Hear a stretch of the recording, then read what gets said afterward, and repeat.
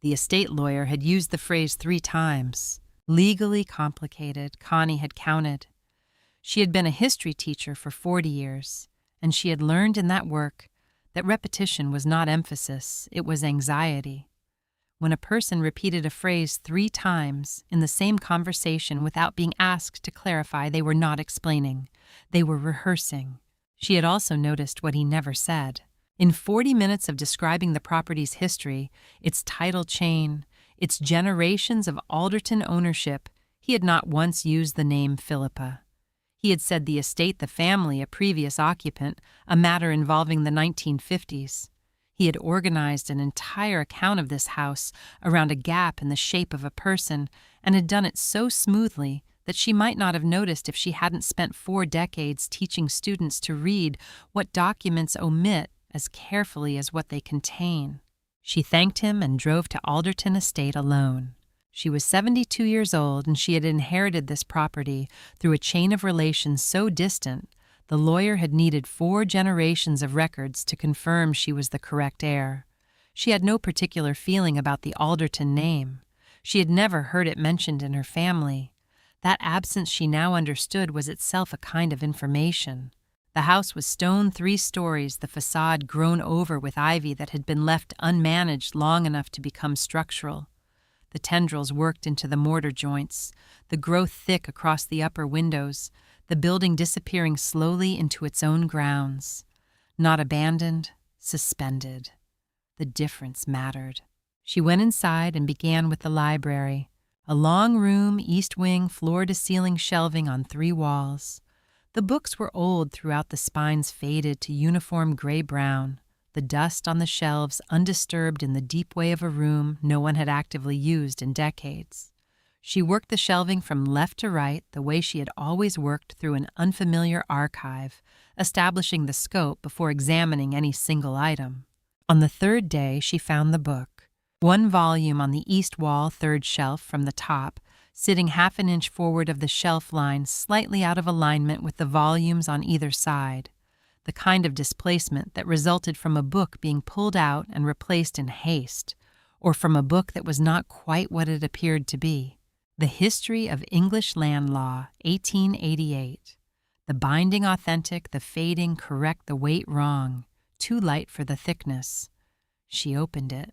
The interior had been hollowed out with precision, the pages cut clean to create a rectangular cavity while leaving the outer edges intact on all 4 sides. The work of someone who understood that the concealment needed to be complete, and that complete concealment required a steady hand and no hurry. Inside, on a square of red cloth, a brass key on a red ribbon. She held it in the library light. The bow was plain, the barrel substantial, made for a serious mechanism. The ribbon was silk, still vivid after decades in the sealed cavity, the knot tied with the deliberate care of someone who intended the key to be found in a specific way by a specific kind of person at the right moment. She put it in her coat pocket and kept working. On the 4th day, she found the vault. The wine cellar beneath the east wing was deep and arched, the stone walls cold, the racks empty for decades. She was measuring the space against the estate floor plan when she found the discrepancy. The cellar was shorter than the plan indicated, not by inches, but by several feet. A partition, not a measurement error. She worked the perimeter with her flashlight until she found the wall that was wrong, the mortar a slightly different color, the pointing mid-century rather than original, and fitted flush against it too precisely to be incidental, a wine rack that had been built not for wine, but for concealment. Behind it, the vault door, steel circular, a 1930s bank vault mechanism set into the stone wall at the end of the cellar, the keyhole centered on the face of the door. She took the brass key from her pocket. It turned on the first attempt. The tumblers engaged in sequence, unhurried, a mechanism maintained in good condition before it was sealed, and that had simply held that condition for 70 years without complaint. The locking bar retracted. The door moved inward on its hinges slowly, the seal of decades releasing in a single long exhalation of cold, dry, preserved air. She held her flashlight into the opening. Shelves floor to ceiling on 3 walls. Red-bound catalogs arranged in careful sequence. Behind them, hundreds of archival sleeves, each labeled in a small, precise hand. The systematic archive of someone who had understood preservation at a professional level and had applied it with complete seriousness, alone in a sealed room with no expectation of immediate recognition. On top of the nearest catalog stack, placed where it would be found, first a sealed envelope. On the front, in the same small, precise hand, to whoever was patient enough to find this.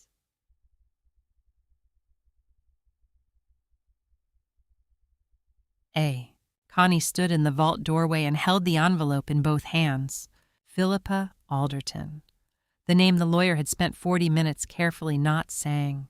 The name that had been absent from the estate's official record for 70 years, absent from the title chain, absent from the family correspondence filed with the county, absent from every document accessible to ordinary inspection.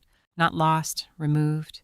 She looked at the shelves, at the catalogs, at the hundreds of archival sleeves arranged with the patience and precision of a scholar who had spent decades assembling something she intended to survive her. This vault had not been built to protect treasure.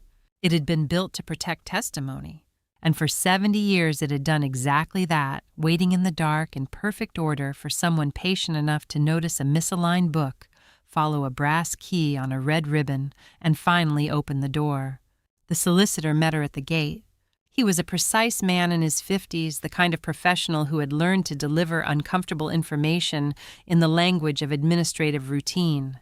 He shook her hand, gave her the transfer documents in a manila folder, walked her to the front entrance, and then said, almost as an afterthought, in the tone of someone mentioning a minor inconvenience, that there was one room in the lower wing that had never been formally inventoried. He recommended leaving it as is. He did not say which room, he did not say why. Connie thanked him and watched him walk back to his car.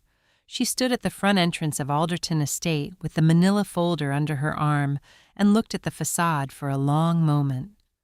40 years of teaching history had given her a particular sensitivity to the things people chose not to say. The solicitor had managed in a 3-minute conversation to describe an entire property without once mentioning the reason a room had never been inventoried, and had delivered this omission with the practiced smoothness of a man who had been not mentioning it for a very long time. She went inside. The entry hall was stone-floored, high-ceilinged, the proportions of a house built in the early 19th century by people who understood that space itself conveyed authority.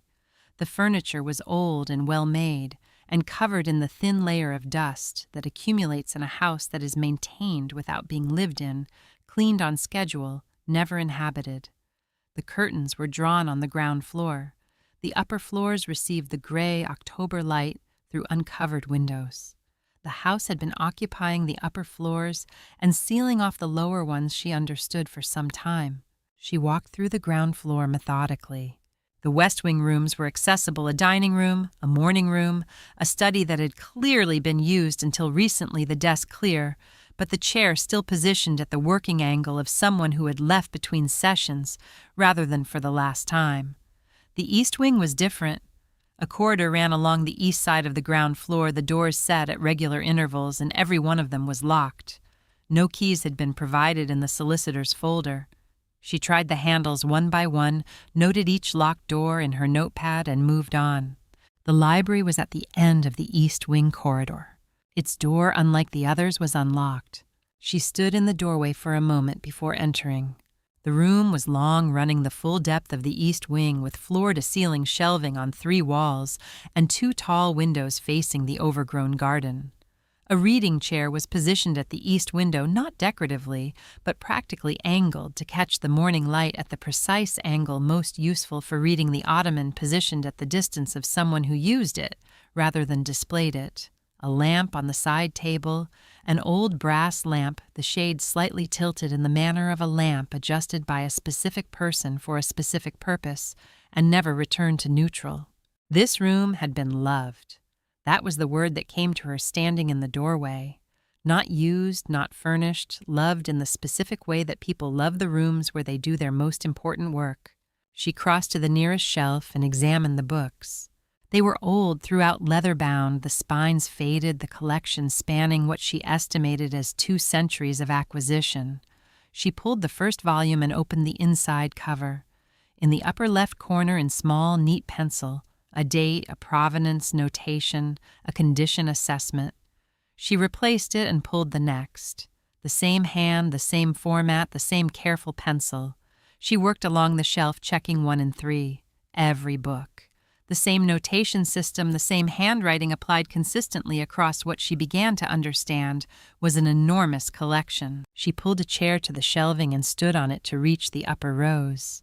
Same hand, same system. She climbed down and walked the perimeter of the room, pulling books at random from different shelves, different heights, different sections of the collection. Every one she checked carried the same pencil notation in the upper left corner of the inside cover. She counted the shelves. She estimated the volumes. Hundreds of books, decades of work. One person had cataloged this entire library, had acquired these books, recorded each acquisition, assessed each volume, and integrated them into a collection that had the internal logic of a scholar's working library rather than the decorative accumulation of a family estate. She stood in the center of the room and looked at the shelves around her and understood that she was standing inside someone's life's work. She opened the manila folder and looked at the deed transfer document. Alderton Estate transferred to Cecil Alderton, November 1951, per power of attorney over estate of Robert Alderton deceased. Robert Alderton. A man's name. The estate transferred to another man's name. She looked at the library around her, at the hundreds of catalogued books at the reading chair, positioned for a specific body at a specific angle at the lamp, adjusted by a specific hand. She looked for a woman's name anywhere in the solicitor's documents. There was none. She went back to the shelves and began working more slowly, looking not at the pencil notations inside the covers, but at the spines, at the arrangement of the collection, at any external evidence of the person who had built it. She was midway along the east wall when she found the book. Every other volume on the shelf sat flush to the shelf edge, the alignment of a careful person who replaced books precisely where they had been. This one protruded exactly 1 inch, not from carelessness. The surrounding books were too perfectly aligned for this to be carelessness. 1 inch forward, exactly as if it had been placed there deliberately, as if someone had wanted it to be found without making the finding too easy. She reached up and took it down. The History of English Land Law, 1888. The binding was authentic. The correct period cloth, the correct fading, the lettering consistent with the era. The weight was wrong, too light for the thickness. She had handled enough old books to know the weight of paper across a volume of this size, and this was not it. She opened the cover. The interior had been hollowed out, not crudely, not in haste, but with the patient precision of someone who had done this carefully and had taken whatever time was required to do it correctly. The pages had been cut clean to create a rectangular cavity, the outer edges left intact on all 4 sides, the resulting space neat and finished the work of a steady hand and a considered plan. Inside the cavity, resting on a small square of red cloth, a brass key on a red ribbon. She lifted it into the library light. The bow was plain, the barrel substantial, a key made for a lock of some seriousness. The ribbon was silk, the color still present after years, in the sealed cavity tied in a bow, with the particular care of someone who intended the presentation to be deliberate. She turned the key over, scratched into the metal of the bow in small, careful letters, P.A. She stood in the library with the key in her hand and looked at the shelves around her. The same hand on every book. Hundreds of volumes catalogued by the same person over decades with the systematic patience of a professional archivist. And in a hollowed book positioned 1 inch forward of the shelf line, a key with those initials. P.A., not R.A., not the name on the deed transfer. A different set of initials entirely. The initials of someone whose name did not appear anywhere in the solicitor's documents. The initials of the person who had it was now entirely clear. Done all of this work. She walked to the east wing corridor and tried the key in the first locked door. It did not fit. She tried the second, the third, the fourth. She worked along the corridor without hurry, the way she had always worked through a problem she did not yet have enough information to solve methodically, without forcing a conclusion, letting the evidence accumulate. The parlor door, the storage room door, the cellar door. The key turned cleanly. The door opened onto a stone staircase descending into cool, dry dark, the particular dryness that belonged to a sealed space rather than an aerated one, the air of a place that had been protecting something. Connie stood at the top of the stairs with the key in her hand and her flashlight in the other, looking down into the dark. "If you want to know what's at the bottom of those stairs and who PA was, stay with me." She drove to the county records office the following morning. Not with the key. She had left the key on the library table, placed back on its square of red cloth, exactly where she had found it. She was not ready for the cellar yet. She had learned in 40 years of teaching students how to read history that the most common mistake was moving to the answer before you had understood the question. The cellar could wait. The person who had made those pencil notations in every book in that library could not. She brought the solicitor's deed transfer document and her notepad and nothing else. The county records office was in the municipal building on the high street, the same linoleum floors and fluorescent lighting she had encountered in every records office in every county she had ever researched. The institutional smell of paper stored in quantity in spaces not entirely designed for it. She gave the clerk the estate address and the parcel number from the deed transfer and asked for the complete probate record going back to 1945. The clerk directed her to Marion Yates. Marion was the county archivist, 55 precise in her movements, the kind of person whose desk was organized not for appearance but for function, everything positioned at the distance and angle most useful for the work rather than the impression. She listened to Connie's summary with the focused attention of someone who was already running searches in her mind while the other person was still speaking, and when Connie finished she turned to her terminal without asking clarifying questions. She understood what was being asked. She had been an archivist long enough to recognize the shape of a research request that was also something else. The first document she pulled was the Robert Alderton probate file. Robert Alderton had died in November 1949. Intestate, no formal will on record in the county system, which Marion noted was unusual for an estate of this size. Properties of the Alderton estate's scale typically generated substantial probate documentation. This file was thin: a death certificate, a property inventory prepared by the family solicitor, and a single-page legal notation recording a dispute over the estate's disposition. The claimant in the dispute was listed as unnamed. Connie looked at Marion. Marion was already pulling the next file. The dispute had been resolved in October 1951, 2 years after Robert's death, in favor of the estate trustee.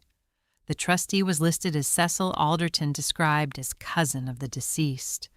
1 month after the resolution, November 1951, the transfer deed she had obtained from the solicitor had been executed. Cecil Alderton had received the estate. 2 years between Robert's death and the transfer. An unnamed claimant, a dispute resolved in the trustee's favor. Connie wrote the dates in her notepad in a column and looked at them. Marion set a third document on the table. The 1949 probate dispute record had a reference number attached to a secondary file, a health authority register entry, cross-referenced at the time of the legal resolution. Marion had pulled it. She set it flat on the table between them without comment, which told Connie that she had already read it and understood its significance. 1951 District Health Authority Register. A single-line entry. Alderton Philippa E. Voluntary Committal. Graywood Private Sanatorium. October 14, 1951. Connie read it twice. Voluntary. She paused on the word. In 1951, voluntary committal for a woman of property required one signature, a male, next of kin, or a legal trustee, not the woman herself. The word voluntary in this context meant nothing about the woman's own wishes and everything about the wishes of the man who had signed the form. Cecil Alderton had become the estate trustee in October 1951. Philippa Alderton had been committed to a private sanatorium in October 1951. The same month? She wrote this in her notepad and drew a line between the two dates. Marion had moved to the newspaper archive, physical volumes bound by year, the county paper going back to the 19th century. She worked through the 1948 and 1949 editions with the efficiency of someone who knew her own archive and did not need to search randomly.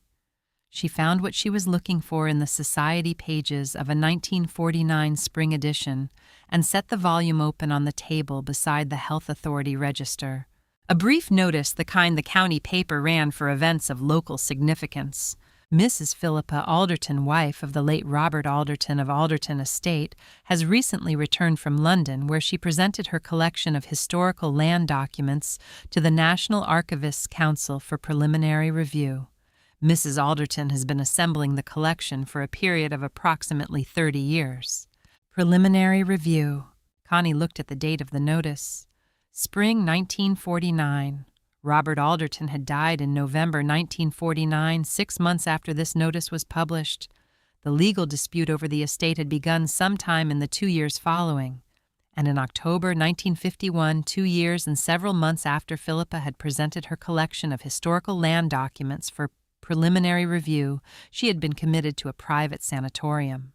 The sequence was not ambiguous. Marion was still working through the archive.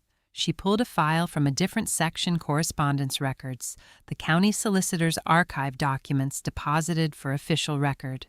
She found the letter in a routine correspondence file for 1948 and set it on the table. A letter from Cecil Alderton to the family's solicitor. The letterhead formal, the tone of the body routine, estate management matters, property maintenance questions, the ordinary correspondence of a man overseeing a family's legal affairs. She read through the first 2 paragraphs, which contained nothing of significance. The 3rd paragraph was one sentence. My cousin's wife has developed an unfortunate obsession with documents she does not have the training to interpret, and I am looking into available remedies. Connie set the letter down on the table. She read the sentence again. Documents she does not have the training to interpret. The woman who had cataloged hundreds of books with the systematic precision of a professional archivist, who had assembled a collection of historical land documents substantial enough to warrant presentation to the National Archivists' Council, who had spent 30 years building an archive described by her husband's cousin as lacking the training to interpret documents. Available remedies. Written in 1948, 3 years before the committal. He had been planning it. The phrase available remedies was not the language of a man responding to a sudden crisis. It was the language of a man who had identified a problem and was methodically researching his options. He had taken 3 years to implement the remedy he had identified, which suggested either that he had needed time to arrange the legal and institutional requirements, or that he had been waiting for the right moment, or both. Neither woman spoke for a moment. The records office was very quiet around them, the particular quiet of a place where important things were confirmed, in ordinary voices on ordinary afternoons, the institutional silence of a space that processed the evidence of what people had done to each other as a matter of daily professional routine. Marion reached for one more file. She had been working toward it. Connie understood building the sequence in order, saving this for last, because it was the document that closed the account. The Graywood Sanatorium Closure Records, 1968. When the sanatorium had closed, its patient records had been deposited with the County Health Authority. Marion had known where they were filed. She opened the folder and turned to the discharge list. The entries were alphabetical. She found it without difficulty. Alderton Philippa E. She ran her finger along the entry to the final column, the discharge notation, the field that recorded how each patient's time at Graywood had ended. Deceased in care, March 4th, 1962. Property, none. Next of kin, none listed. Connie looked at the dates. Committed. October 1951. Deceased March 1962. 11 years in a private sanatorium to which she had been delivered by the man who had taken her estate, her archive, and her name from every official record in the county. Property none. The woman who had built a library of hundreds of carefully cataloged volumes, who had assembled 30 years of historical land documents significant enough for National Archival Review, recorded at her death as holding no property. Next of kin, none listed. Cecil Alderton had not listed himself. He had not listed anyone.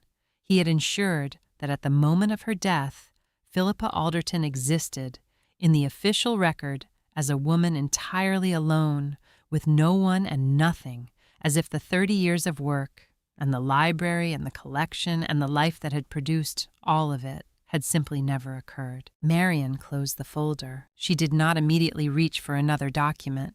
She sat with her hands on the table in the manner of a professional who had encountered something in the records that exceeded the ordinary weight of archival work and was giving it the moment it deserved before continuing. Outside, the October afternoon had gone to early dark, the fluorescent lights of the records office making the windows opaque.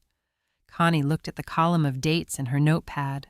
Robert's death, the preliminary review notice, Cecil's letter, the committal, the transfer, the death in care, and drew a line connecting them in the order they had occurred. The line ran in one direction.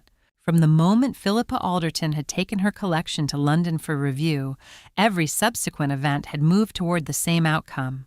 Cecil had seen what she was doing and had understood what it meant, and had spent 3 years arranging the means to stop her. And then he had sealed the vault. Connie closed her notepad and thanked Marian and drove back to Alderton Estate in the early dark, the brass key on its red ribbon in her coat pocket, the cellar door unlocked and waiting at the bottom of the East Wing corridor. She had come to the records office to find the person who had made those pencil notations. She had found her. Now she needed to go down the stairs. She returned to the estate as the last of the October light was leaving the sky. Not because she had planned to come back that evening, specifically. She had planned to sleep and return in the morning with better equipment and a clearer mind, the standard practice of a researcher who had learned that fatigue produced errors of interpretation that were harder to correct than the initial oversight. But she had driven past the estate gate on her way back from the records office and had turned in without deciding to the way you turn towards something when the decision has already been made at a level below deliberation. She parked at the front entrance and sat in the car for a moment. Philippa Alderton had been committed to Greywood Private Sanatorium on October 14, 1951. Cecil Alderton had taken legal control of the estate in the same month. The vault at the bottom of the cellar stairs had been sealed per the solicitor's documents in November 1951, 1 month after the committal. The sequence was precise, and it was intentional, and she had been thinking about it for the entire drive back. She took the brass key from her coat pocket and went inside. The cellar door was at the end of the East Wing corridor, exactly where she had left it, unlocked the key having turned in it that afternoon, with the clean certainty of a mechanism meeting the key it had been made for. She took the lantern she had found in the kitchen and lit it at the top of the stairs and descended. The wine cellar was as the estate inventory described it. Stone walls, arched ceiling, the dressed stone of a serious cellar, built to maintain consistent temperature across seasons. Empty racks along the side walls, good oak, well made, the wood dried but structurally sound. The floor was flagstone level and clean. Cold air, the particular cold of depth rather than the season, the temperature of a space insulated by earth on all sides from the variability of the world above it. She walked the perimeter with the lantern. The far end of the cellar was a wooden partition wall, vertical boards the same oak as the racks, the surface aged to the same gray-brown as the stone around it. She had not noticed it as a partition on her first descent. It presented as the back wall of the cellar, the boards fitted closely, the surface consistent the visual weight of a structure that had been in place long enough to read as original. She had noted it as the end of the space and moved on. She looked at it now with the attention it deserved. The fit was too precise for a wall built to be permanent. Permanent walls were constructed with the tolerances appropriate to their function, close enough to serve their purpose, not closer. This partition was fitted to the surrounding stone with a precision that spoke to a different intention. The boards ran floor to ceiling with an evenness that required deliberate engineering, and along the right edge at intervals she measured with her spread hand the heads of screws, not nails, screws countersunk and filled the filling nearly invisible, unless the lantern light caught the surface at a specific angle. Removable by design. She found the screwdriver in her bag. She had begun carrying a basic toolkit. After the first day in the estate, the instinct of a researcher who had learned that preparation was a form of respect for the work and removed the screws in order top to bottom, on the right edge, then the left. The partition came away in sections each board, lifting free, cleanly the construction as deliberate in its disassembly as in its installation. She set each board against the cellar wall in the order it had come off a habit from her teaching years, when she had learned that the order in which things were removed was often as informative as what they concealed. Behind the partition, a corridor, 6 feet long, the same dressed stone as the cellar walls, the ceiling low, and the floor continuous with the cellar floor. It had the quality of a space that had been constructed as part of the original cellar's architecture, and then hidden, not an afterthought, not a modification, but a designed element concealed by design. At the end of the corridor, a door. She raised the lantern and looked at it for a long moment. It did not belong in a country estate.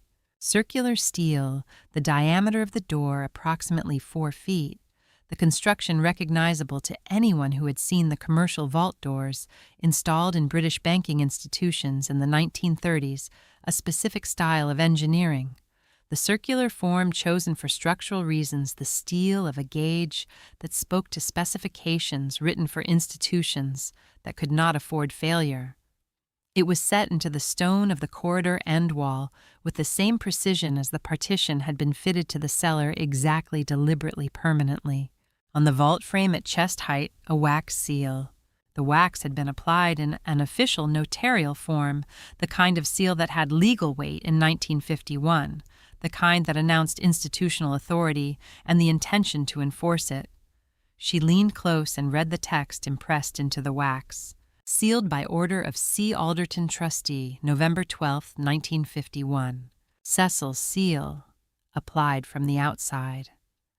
She looked at the vault door before her and understood the image it presented, a man standing where she was standing now, in this corridor, pressing a notarial seal into warm wax with the satisfaction of someone closing a chapter, sealing a door that someone else had built, taking ownership of a fortress that had never been his. She dropped the lantern slightly and looked below the wax seal. A small brass plate affixed to the vault frame below the notarial seal, the kind of manufacturer's identification plate standard to commercial vault installations of the period. She read it carefully in the lantern light. Installed 1938. Custom Commission P. Alderton Proprietor. She stood in the corridor for a long moment. 1938. Philippa Alderton had commissioned this vault in 1938.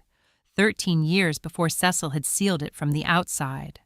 13 years before the committal, before the estate transfer, before the legal dispute over Robert's probate. She had commissioned a commercial-grade bank vault and had it installed in a concealed corridor behind a removable partition in her own wine cellar in 1938, when the only immediate threat was the future itself. She had not built this in panic. She had built it in foresight. She had understood 13 years before it happened that the work she was doing was the kind of work that required a fortress, that the documents she was assembling were the kind of documents that powerful people would want to suppress, and she had planned accordingly. She had built the vault before the threat materialized, which meant she had understood the nature of the threat clearly and had not allowed herself the comfort of believing it would not arrive. Connie inserted the brass key into the vault mechanism. The internal components were dry. She could feel the resistance of a mechanism that had not moved in 70 years, but they were intact. The engineering of a 1930s commercial vault, built to function across decades of disuse without failure.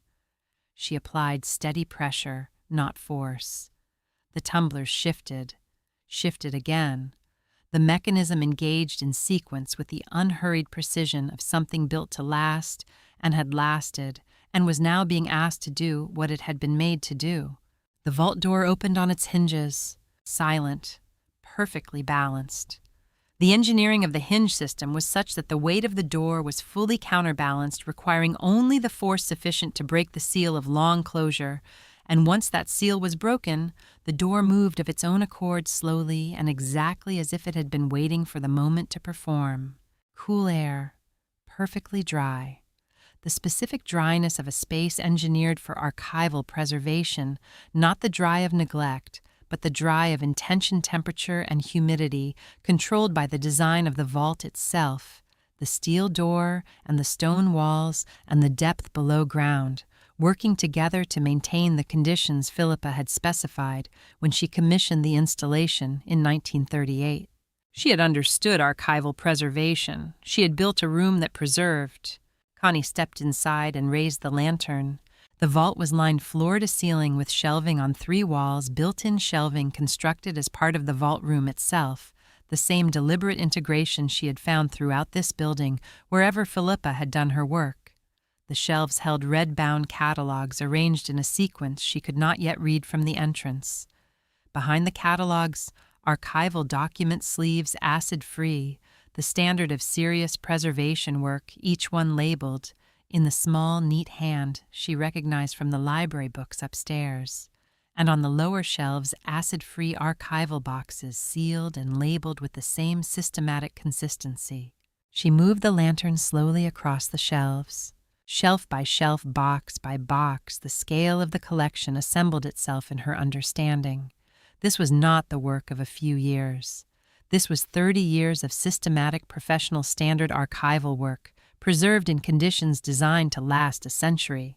The collection the newspaper notice had described as presented to the National Archivists Council for preliminary review in 1949 and then 2 years later sealed behind a notarial wax stamp by the man who had been described in that same year as looking into available remedies.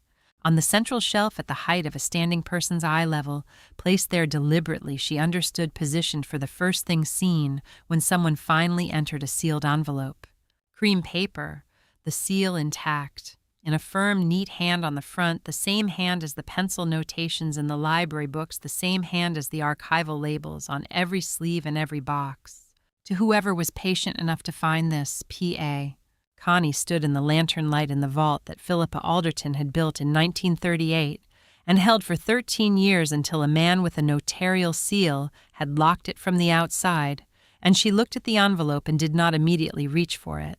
She was not ready yet. She wanted to stand in the room first in the full presence of what Philippa had built before she received what Philippa had left for her. She raised the lantern one more time and let the light move across the shelves. 30 years of work, preserved, waiting. Patient enough. She carried the envelope and 3 of the red catalogs upstairs to the library. Not because the library was more comfortable than the vault's temperature was consistent, and the light she had strung along the shelving was adequate for reading. She carried them upstairs because Philippa had loved this room.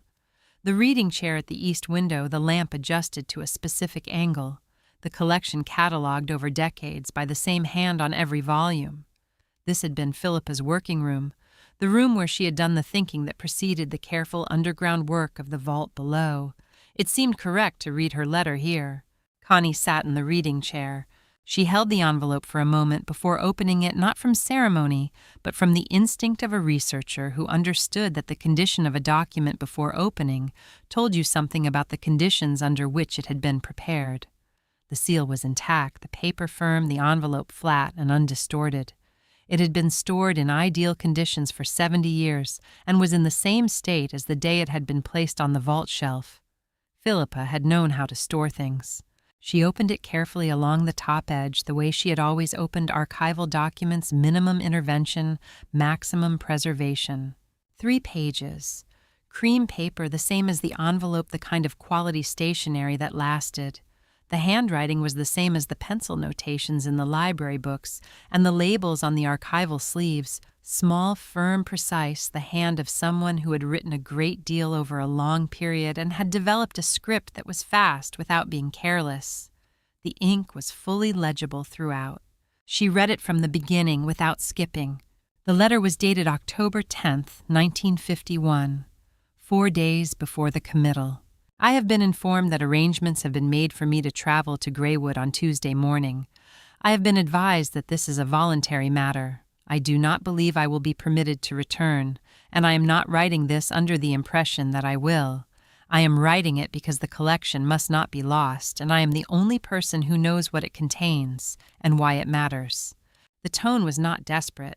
This was the first thing Connie registered and held on to as she read the complete absence of desperation in 3 pages, written 4 days before a woman was taken from her home and her life's work. The tone was precise and clear and organized, the tone of someone who had already processed the emotion and had moved to the work that remained. the tone of a professional who understood that the document she was producing would need to stand without her presence to explain it, and who had written it accordingly. I have been assembling the collection since approximately 1921, when I first began to understand what the estate records suggested. The complete catalog, 847 original documents spanning the period 1891 to 1948, is held in the vault below the East Wing cellar. The key is concealed in the law book third shelf, from the top of the east wall. I have cataloged every document by date source and evidentiary significance. The catalog itself runs to 4 red-bound volumes. Connie looked up from the letter at the 3 catalogs on the table beside her. She looked back at the letter. The collection documents the systematic fraudulent acquisition of land parcels associated with the Alderton estate across 3 generations, beginning in 1891, with the first purchases made by my father-in-law, continuing through the consolidation of the 1910s and 1920s and concluding with the most recent transaction, dated 1948. The methods varied. The intention did not. Land that belonged to neighboring families to common holders, and in 2 instances to the county itself, was acquired through forged documents, false witnesses, and in one case the deliberate misdirection of a probate proceeding. I have identified each instance and sourced the original documentation wherever it was obtainable. She read the paragraph twice. The Alderton wealth was not earned. It was taken. 30 years of patient work in the library of a house that had been bought with the proceeds of the theft she was documenting, assembling the evidence of what had been done, document by document across 3 decades, within sight of the people who had done it and who would stop her if they knew what she was building. Robert never fully understood what I had found. He was a kind man with a deep preference for not knowing difficult things about his family. I recognized this early in our marriage, and I did not press him. I continued my work quietly. After he died in 1949, I had no reason to wait any longer. I made arrangements with the National Archivist Council for the collection's formal review and eventual donation. Cecil learned of this. I do not know precisely how. I received his communication on October 3rd. On October 10th today, I was informed of Tuesday's arrangements. 7 days. Cecil had needed 7 days from learning of the collection's intended destination to arranging the committal. He had not needed to construct the legal mechanism from scratch. Connie understood from the records she had read that morning that he had been looking into available remedies since 1948. He had built the mechanism in advance and had been waiting for the moment to deploy it. She set the letter aside and opened the first red catalog. The indexing system was immediately comprehensible. She had spent 40 years teaching students how to read primary source materials, and she recognized the architecture of a scholar's catalog the moment she opened it. Date of acquisition in the left column, document description in the center, source and provenance in the next column, evidentiary cross-references in the right margin, linked by notation to related documents in the collection. Every entry complete. Every cross-reference followed through, the work of someone who had understood when she began that the collection's value would depend entirely on the rigor of its documentation. She turned to the section on the 1903 land transfers. Philippa had flagged 3 documents in this section with a small red tab, her own system, Connie understood, for marking the strongest evidentiary items. She pulled the first flagged sleeve and opened it carefully. A deed of transfer. 1903. A parcel of land on the estate's western boundary transferred from the neighboring Harwick family to the Alderton estate for a consideration that the Philippa's margin note described as approximately 1/4 of the parcel's assessed value, standard enough for the period when distressed sellers sometimes accepted inadequate prices. She read the witnessing section. 2 witnesses, names, signatures, dates. The first witness she did not recognize. The second, she read the name and then turned to Philippa's catalog entry for this document, where the cross-references in the right margin linked to a second document in an adjacent sleeve. She pulled the second sleeve. A census record, the 1901 county census, the relevant entry marked in pencil, Philippa's pencil, the same hand as everything else. She read the entry. The second witness to the 1903 deed transfer had died in January 1902. He had been dead for 14 months when his signature was applied to the document. Connie set both documents on the library table and looked at them side by side. The deed with its 2 witness signatures, the census record confirming the death of the second witness 14 months before the deed was executed. The forgery was not subtle. It was the forgery of someone who had not anticipated that the witness's death date would be checked, because in 1903 it had not occurred to anyone to check. It had taken a woman with 30 years of patience and access to census records to make the connection. She turned to the 1921 Boundary Survey section, a county map official issue showing the Alderton estate boundaries as recorded in the official register. Beside it, Philippa's acquisition, an earlier survey, 1887, predating the Alderton family's ownership of the estate, the boundaries drawn in the careful hand of a Victorian surveyor. The boundaries did not match. Connie measured the discrepancy with her eye, and then with the ruler she kept in her bag. 40 acres on the estate's northern edge recorded in the official 1921 map as Alderton land shown in the 1887 survey as belonging to common land administered by the county. 40 acres that had become at some point between 1887 and 1921 the estate's most productive grazing land. Philippa's margin note read, "No transfer deed exists. No purchase record exists. No legal instrument of any kind has been located to account for this boundary change. The land was administratively absorbed." 40 acres, absorbed without a document, and no one had looked until a woman in a library had spent 30 years looking. Connie sat back in the reading chair and looked at the collection spread across the library table. 847 documents, 4 red catalogs, 30 years of work conducted in the library of the house built on the land that the work was documenting. Philippa had known when she began that what she was building would be used against the people she was living among. She had known what it would cost her. She had continued anyway for 30 years in the reading chair at the east window with the same small, precise pencil notations in the upper left corner of every book. She turned to the final page of the letter. A single paragraph separated from the rest by a full line of white space, as if Philippa had stopped and considered whether to include it and had decided that she must. "Edmund knows where the wooden box is. He has always known. I left it for him to decide what to do with it because I believed and still believe that people are capable of doing right when they are given the space to do it without shame. I hope by the time you read this he has made his decision. I hope it has not taken him too long. Edmund." Connie looked up from the letter. She had not yet identified Edmund. The name had not appeared in any of the records she had reviewed. At the county office had not appeared in the solicitor's documents, had not been mentioned by the lawyer at the gate. A new name, a name Philippa had written with something that was not quite hope, but was in the same register as hope, the particular quality of expectation held by a person who has run out of other options and has placed what remains in the hands of someone they have chosen to trust. She rose from the reading chair and crossed to the east window. Edmund Forsythe's cottage sat at the edge of the estate grounds. She had seen it on her first walk of the property, a small stone building set back from the east garden boundary, the kind of cottage attached to an estate for the use of a groundskeeper or a pensioner dependent. It had appeared empty on her first walk. She had not looked at it closely. The light was on. A warm light visible through a single window, the particular steady light of someone at home in the evening, rather than the intermittent light of someone moving through a space. Someone was in that cottage. Someone had been in that cottage. She now understood throughout the days she had been working through the estate, present, watching, waiting. Within sight of the vault his whole life. Has your family ever kept a secret so long it became the family's identity? Tell me in the comments. I read everyone. She crossed the estate grounds in the early morning.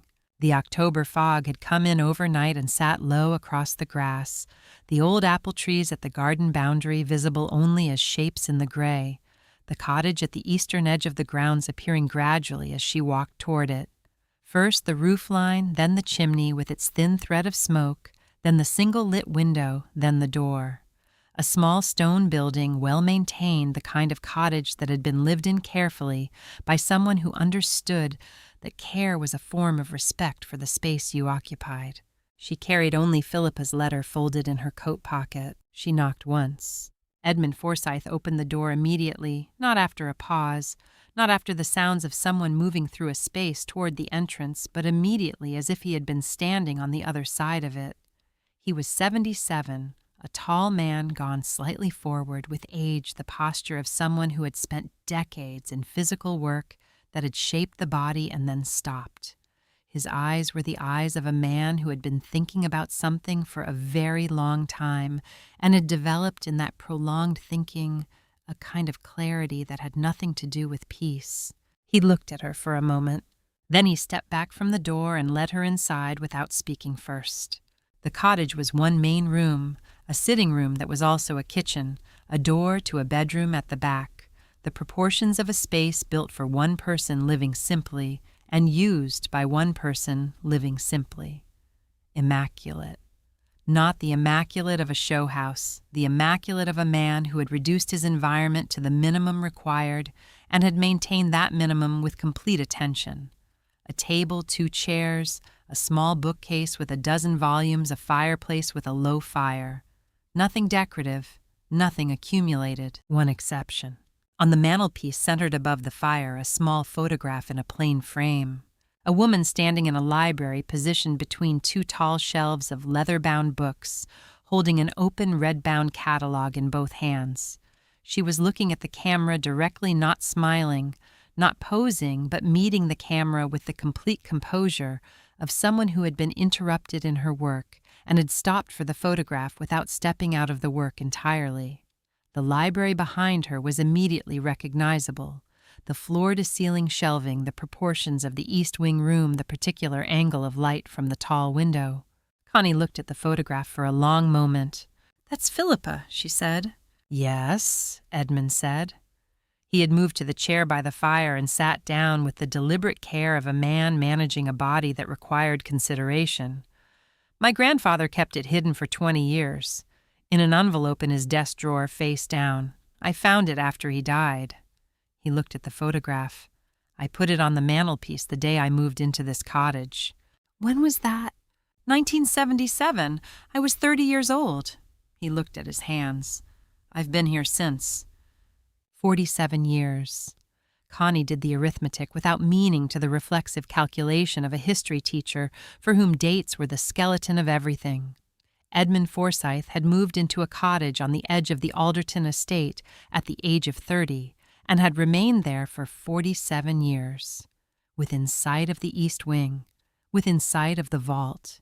He had lived his entire adult life at the boundary of this property, close enough to see the windows of the library from his own front door, and had not gone inside.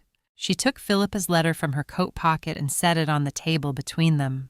He looked at it but did not reach for it. "She wrote it the night before they came," Edmund said. "Or the night before that. I was 16 years old when they took her. I remember the morning I was in the kitchen garden I saw the car come up the drive. I didn't understand what it was at first." He paused. "She came to find me before they put her in the car. She came to the library where I was sometimes allowed to sit because she knew I was there. She gave me a book. She said, 'Keep it safe until someone comes who needs it.'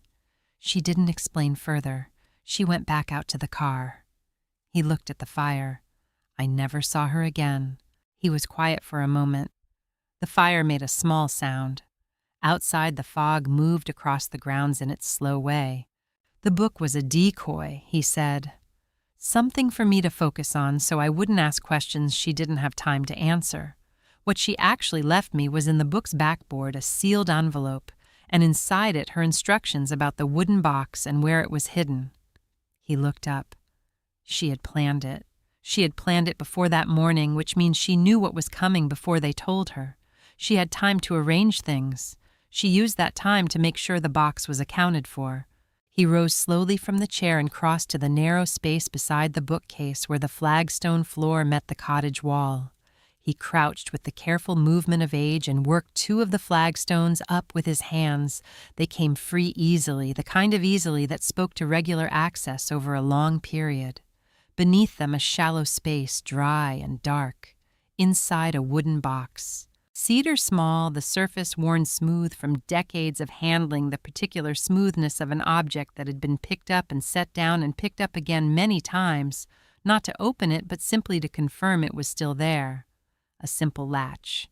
He carried it to the table and set it down and stepped back, as if the transfer of proximity was itself a part of what he needed to do.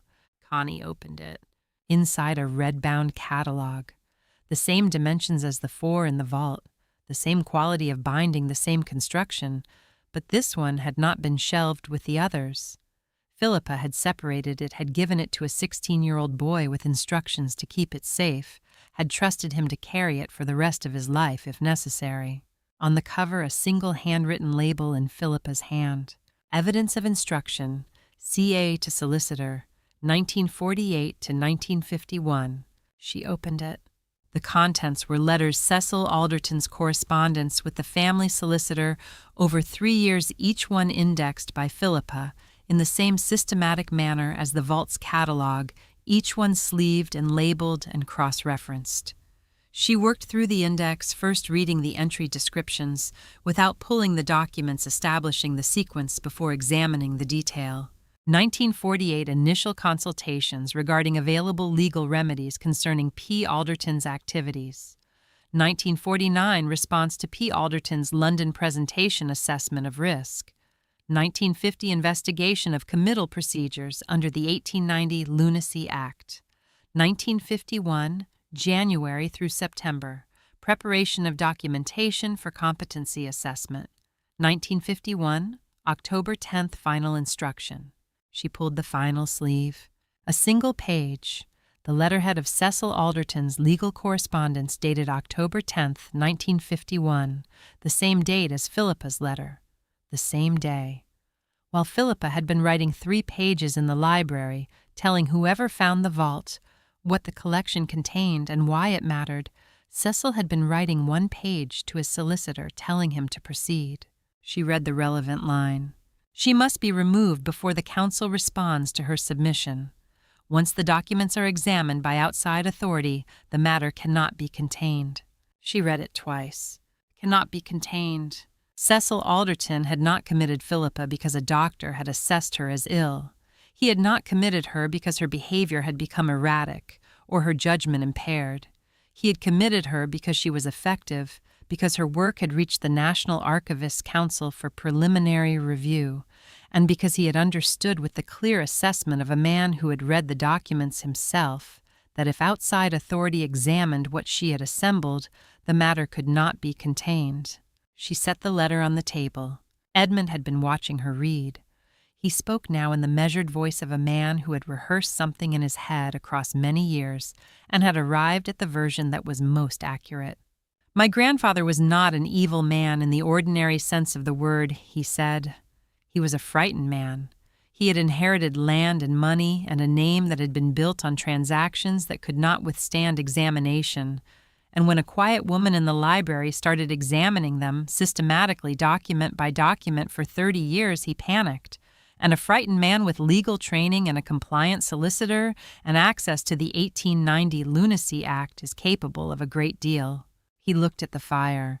I have thought about what he did every day of my life since I was 16 years old. I have tried many arrangements of the facts to find a version in which he was less responsible than the plain version makes him. I have not found one. A pause. He knew she was not ill. He wrote it himself. She must be removed before the counsel responds. Not she is unwell. Not she requires care. She must be removed. He knew exactly what he was doing. Connie looked at the October 10th letter. Cannot be contained. The 4 words that removed every ambiguity that took the plain reading of the sequence, the 30 years of work, the preliminary review, the letter about available remedies, the committal 1 month before the estate transfer, and confirmed it in Cecil's own hand in a letter he had written to his solicitor and had apparently never imagined would be found by the woman he was writing about. Philippa had found it. Of course she had. I've been in this cottage for 47 years, Edmund said, because I couldn't leave and I couldn't go into the house. I thought if I stayed near the vault, near the place where she had put everything, I was at least present for it. I was at least a witness even if I wasn't doing anything." He paused. "I don't know if that is enough. I have never known if it was enough." Connie thought of Philippa's letter, the final paragraph separated from the rest by a full line of white space. "I hope by the time you read this he has made his decision. I hope it has not taken him too long." "She knew you would stay," Connie said. "She left the box with you because she knew you would stay near it." Edmund was quiet for a moment. "That's a generous reading," he said. "It's the accurate one," she said. She was a very accurate person. He looked at the photograph on the mantelpiece for a long time. Then he rose slowly from his chair, crossed to the fireplace, and took the photograph down. He held it in both hands for a moment, a small frame, a woman in a library completely composed, entirely present, looking directly at the camera from between the shelves of a collection she had spent 30 years building. He carried it across the room and placed it carefully in Connie's hands. "She should go back into the library," he said. "That's where she belongs." Marion had requested the Greywood records 3 days earlier. The Historical Records Act declassification applied to institutional patient records after 60 years, which meant the Greywood Sanatorium's files had been accessible since 2011, accessible in the technical sense, available to anyone who knew to ask for them and understood the correct request procedure. In practice, Marion had told Connie on the phone no one had asked. The sanatorium had closed in 1968, and its records had been deposited with the County Health Authority archive and had sat there correctly filed and completely undisturbed for 56 years.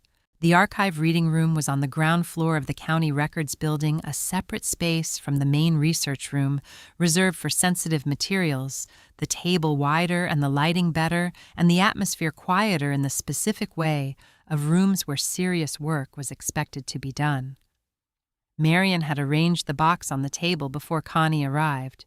She was standing at the window when Connie came in looking out at the October Street, and she turned with the expression of someone who had already looked at the first document and was preparing herself for the rest of them. They sat down together. The admission record was on top. Standard institutional format. The printed form of a private sanatorium in the early 1950s, the fields completed by an admitting physician in the neat professional hand of someone filling out a routine document.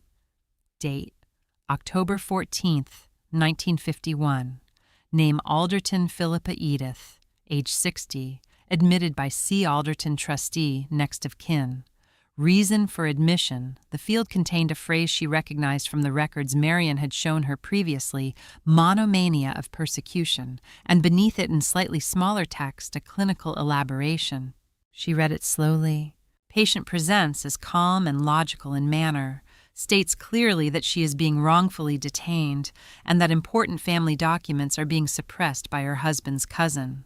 Expresses a fixed and persistent belief that she possesses a collection of historical documents of significant legal importance.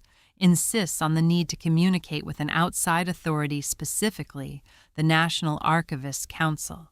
Diagnosis: monomania of persecution with obsessive focus on documents and family legal matters. Recommended treatment: sedation, restricted stimulation, supervised activity. Connie set the admission record down on the table. She looked at it for a moment without speaking. Everything Philippa had said at the point of admission was true. She had been wrongfully detained. Important documents were being suppressed. She did possess a collection of historical documents of significant legal importance. She did need to communicate with the National Archivist's Council. Every statement recorded by the admitting physician as evidence of her delusion was an accurate description of her actual situation. In 1951, a woman insisting she had been wronged by her family, that documents were being suppressed, that outside authority needed to be involved, had provided a clinical record with the precise symptoms required for the diagnosis that had been arranged for her. Every true thing she said had been reframed as confirmation of the illness she did not have. Marion turned to the treatment file. The early records were sparse, the institutional shorthand of a facility that documented by exception rather than by detail, noting deviations from routine rather than the routine itself. sedation prescribed at admission dosage recorded at monthly intervals, activity restrictions noted. Visiting rights restricted the notation reading no unsupervised contact family authorization required for all visits. No family had visited. There was no record of any visit across 11 years. Reading privileges restricted during the first 3 years. The restriction was noted without elaboration, the administrative language of a rule applied without the reason being considered worth recording. Connie looked at the dates. 3 years of restricted reading. Philippa had been permitted limited reading from 1954 onward, the restriction partially lifted without explanation, the notation simply recording the change in status. Writing materials restricted. The notation appeared in the first year's records and was consistent throughout the restriction, reviewed annually and maintained. And then in a different hand, a smaller, less formal script, the handwriting of a staff member, making an unofficial addition to the formal record, a note tucked into the 1955 file between 2 printed forms. Patient continues to request paper and pen at each weekly assessment. When materials are permitted, which occurs at the discretion of the duty nurse and is not consistent, she writes without pause for the duration of the permitted time. All written materials are reviewed per protocol and filed. She has not protested the review procedure. She writes as though the writing is the point regardless of what happens to it afterward. Documents are reviewed and filed. Marion had already located the filed documents. They were in a separate folder at the bottom of the archive box. Not the official treatment file, but a supplementary folder, the kind used for materials that did not fit the standard categories and had been stored separately by a staff member who had understood at some level that they should not be discarded. She set the folder on the table and opened it. Pages. Handwritten the same small, precise script as the library catalogs and the letter and the archival labels. The same hand, unmistakably, the script slightly less controlled than the vault documents, the pen pressure variable in the way of someone writing without a proper surface, or in inadequate light, or under conditions that required managing, but the hand itself unchanged. Philippa's hand. Inside a locked institution, with restricted access to materials under sedation, with no access to her collection and no way of knowing whether the vault was intact. She had continued her work. Connie understood this gradually as she worked through the pages, understood it as the pages accumulated, and the pattern became clear. Philippa had not been writing letters or appeals or complaints. She had been cataloging from memory. The pages were organized in the same systematic format as the red catalogs in the vault document, descriptions, dates, provenance notations, cross-references reconstructed entirely from recall, rebuilt from the inside of a locked room with whatever paper and pen a duty nurse was willing to provide on a given day. The intellectual requirement was almost incomprehensible.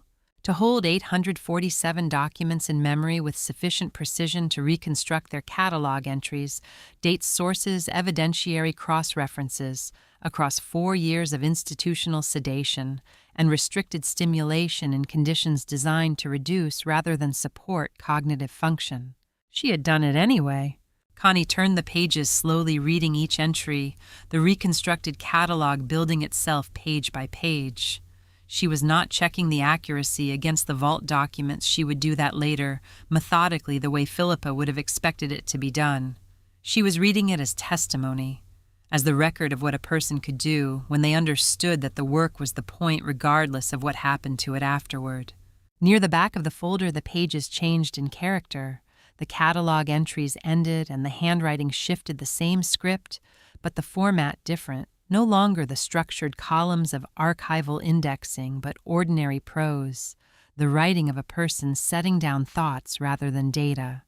She read the first line of this section and understood that she had reached the period after 1958 when the reconstructed catalog was as complete as Philippa could make it from memory, and she had turned to other kinds of writing. Observations, reflections on the collection's significance, notes on the legal instruments she had identified as fraudulent, and the evidentiary chain she had assembled to demonstrate the fraud. Written without access to the documents themselves, written from memory and analysis alone, They were as precise and as organized as everything else she had produced. The final entry was dated February 14th, 1962. Connie read it carefully in full. I have been here 11 years. I do not know precisely what condition the vault is in. I have no way of knowing, but I built it well, and I believe it is intact. I believe the collection is safe. The catalog is complete to the best of my ability to reconstruct it. I have written everything I am able to write from this room with these materials. A line break, then. I am less certain than I was that I will be here much longer. I find unexpectedly that I am not frightened by this. The work is done. It is where I put it. Someone will come. They will be the kind of person who notices a book out of place on a shelf, someone trained to read the gaps. I have been waiting 11 years, and I believe this. I have no other evidence for it except the vault itself, which is evidence enough. Someone will come. Connie read it twice. Then she closed the folder very carefully with the specific care she had always brought to the final handling of a document that had required everything of the person who produced it. She looked at the photograph Edmund had placed in her hands that morning. Philippa standing between the shelves of the East Wing Library read catalog open, looking directly at the camera with complete composure. She had looked at this expression and understood it as certainty. She understood it more completely now. The composure in that face was not the composure of someone who had not understood the risk. It was the composure of someone who had understood it completely and had continued anyway, who had built a vault and written a letter and trusted a 16-year-old boy with a cedar box and reconstructed her own catalog from memory across 4 years of institutional sedation because the work was the point, regardless of what happened to it afterward. Marian spoke quietly without looking away from the final entry. She kept working. From inside a locked room with no consistent access to materials under sedation without her collection, she kept working. For 11 years. Connie looked out the archive window at the October street at the ordinary morning proceeding outside without knowledge of what was on the table in this room. She wasn't waiting to be rescued, she said.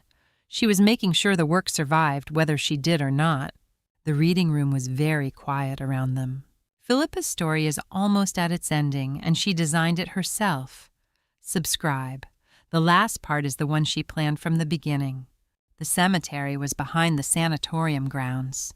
Marian had found the reference in the closure records, a notation in the 1968 inventory listing a maintained burial ground on the eastern edge of the Graywood property, transferred to county maintenance at the time of closure. She had given Connie the address and the plot number and had offered to come. Connie had said she would go alone. She drove there on a Thursday morning, the red catalog on the passenger seat beside her, the October sky, the particular gray of a day that had decided against committing to weather and had simply remained undecided. The Graywood building itself was visible from the road as she turned onto the access lane, a large Victorian structure institutional in the specific way of places built in the 19th century to contain people who had been determined to require, containing the windows narrow, the facade presenting nothing to the road. It had been converted to residential flats in the 1980s. The conversion had been thorough. Nothing on the exterior acknowledged what the building had been. She turned away from it and followed the path around the eastern edge of the grounds. The burial ground was smaller than she had expected, perhaps 40 plots arranged in the orderly rows of institutional burial practice, the spacing uniform, the markers consistent. Standard institutional stones throughout each one, the same gray granite, the same dimensions, the same format. A number in the upper left corner of the stone face. A name. 2 dates. Nothing further. No epitaphs, no family additions, no flowers fresh or artificial on any of the graves. No one had visited. The groundskeeper, a quiet man in his 60s who had been tending this ground for 20 years, had told her this when she stopped to ask. No family had ever come to his knowledge. The county maintained the ground as a matter of administrative obligation, the grass cut, the stones cleaned twice a year, but the obligation was administrative, not personal, and the personal element had apparently never been supplied by anyone else. She found the plot in the eastern section, 3rd row from the back boundary. The stone was the same as all the others, gray granite, standard dimensions, the format uniform. She crouched and read it. Alderton Philippa E., 1891 to 1962. No number on this one. The numbering system she had noticed applied to patients admitted before 1940, the later admissions recorded by name alone. One small variation in the uniformity. Otherwise the same as every stone around it, the minimum the institutional record required, the absolute floor of acknowledgement. No family plot. Cecil had not arranged a burial in the Alderton family ground. He had not arranged anything. When Philippa Alderton had died in Greywood on the 4th of March 1962, the institution had buried her in its own ground, with its own standard marker, and the man who had put her there had listed no next of kin and had done nothing further. Connie sat down on the grass beside the stone. She set the first red catalog in her lap and opened it. She read it aloud. The acquisitions director's name was Frances Holden. She was 58 years old, precise in the way of people who had spent their careers in the company of documents and had absorbed their discipline, and she listened to Connie's summary with the focused stillness of someone whose professional training required her to receive information before responding to it. She had asked no questions during the account. When Connie finished, she was quiet for a moment. Then she said, "Philippa Alderton," not as a question, as a recognition. She rose from her desk and crossed to the filing cabinet along the wall, the physical archive the pre-digital records maintained in their original form, because the institution understood that original forms were irreplaceable. She worked through the relevant drawer with the efficiency of someone who knew her own archive and returned to the desk with a folder. She set it open between them. The top document was a letter on National Archivist Council letterhead, dated April 14, 1949. A response to a submission. Connie read the opening lines. "Dear Mrs. Alderton, we write to acknowledge receipt of your preliminary catalog and to confirm that the collection you have described is of significant historical and legal interest. We would be pleased to arrange a formal review at your earliest convenience with a view to discussing terms of donation." Frances Holden looked at Connie across the desk. "We sent that letter in April 1949. She said. "We received no response. We followed up twice in June and in September of the same year. No response to either. The file was eventually marked as inactive in 1952 per standard procedure when a donor correspondence lapses." She looked at the letter. "We have had this correspondence in our files for 73 years. We did not know what had happened to the collection or to Mrs. Alderton. We assumed she had changed her mind." Connie thought of Cecil's October 10th letter. She must be removed before the council responds. The April letter had arrived. Philippa had received it. And then 6 months later, by October, Cecil had understood that the council's response was imminent, and that if the formal review proceeded, the matter could not be contained. He had not needed to intercept the correspondence. He had needed only to act before Philippa could respond to it. She had been committed in October 1951. She had never answered the letter. The formal transfer took 6 weeks. Connie had expected bureaucratic complexity and had found instead the focused efficiency of an institution receiving something it had been waiting for, not impatiently, not with any external indication of urgency, but with the particular attentiveness of people who understood the weight of what was arriving and treated it accordingly.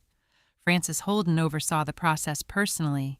The 847 documents were received, examined, and assessed by 3 senior archivists working in careful rotation, and their findings were recorded in the institutional assessment report that Connie read in the council's reading room on a Wednesday afternoon in November.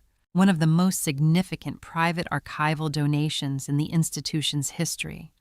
The catalog prepared by the collection's creator, Philippa Edith Alderton, 1891 to 1962, represents an exceptional standard of self-taught archival scholarship. The evidentiary chain established across the 847 documents is coherent, systematic, and legally substantial. Legally substantial.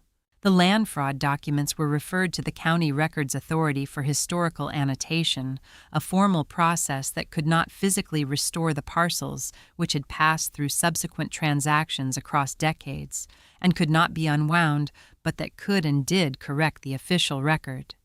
Each affected parcel received a notation in the county land register documenting the fraudulent instrument of acquisition, the nature of the fraud, and the source of the evidence. The Alderton family's acquisition of those parcels was recorded permanently as what it had been. Edmund Forsythe donated the cedar box and its contents. Cecil's letters, the supplementary catalog, the full correspondence record of the committal's planning to accompany the collection as contextual documentation. He drove to the council building himself to deliver them, which Connie understood was a decision he had made privately and did not require discussion. The collection was formally registered in the institution's permanent holdings as the Philippa Alderton Collection, assembled 1921 to 1951, donated 2024.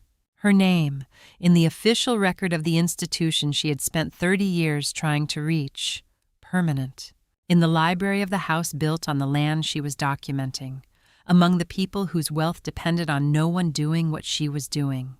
Without telling her husband more than he wanted to know, without alerting the people who would have stopped her, without any external validation of the work, until the 1949 presentation to the National Archivists' Council, which had triggered within months the arrangements that had ended with her in this ground. The stonemason Connie had commissioned had understood the brief without elaboration, the dimensions specified, the text specified, the placement specified. Where Cecil's wax notarial seal had been pressed into the vault frame in November 1951, the brass plate now sat flush with the steel, the engraving clean and permanent. This vault was built by Philippa Pipp Alderton, 1938. Her collection was delivered as she intended in 2024. She was right to trust that someone would come. The October morning moved around her at its own pace, the light shifting slightly as the cloud cover thickened, the groundskeeper working at the far end of the burial ground, without looking toward her, the sound of traffic from the road beyond the trees, the only indication that the ordinary world was continuing in its ordinary way at a short distance from where she was sitting. She thought about what it had required. Not the intellectual work. She had read the catalog, she had read the Greywood notes, she understood the scale of what Philippa had built from the evidence of what it had produced. She thought about the quality of a particular kind of patience, the kind that did not require recognition or confirmation or any external signal that the work was worthwhile, the kind that was sustained entirely from the inside by the person doing the work across 30 years of being surrounded by people who would have stopped her if they had known. Before she left, she took out her camera and photographed the stone. The vault shelves were empty. The collection was at the council, properly housed, properly maintained, doing what Philippa had always intended it to do. The shelves stood bare, the archival construction of the vault room fully visible, the built-in cabinetry, the precise spacing, the evidence of someone who had understood preservation and had engineered it into the architecture itself. A room that had held its breath for 73 years, now breathing. Edmund stood near the entrance. He did not speak during the gathering. He had positioned himself at the threshold rather than inside the vault room, at the boundary, the way he had always been at the boundary of this property, present without fully entering. Connie read Philippa's final Greywood entry aloud. She read it at the pace Philippa had written it, the particular measured pace of a person writing in difficult conditions with limited materials and complete intention. "Someone will come."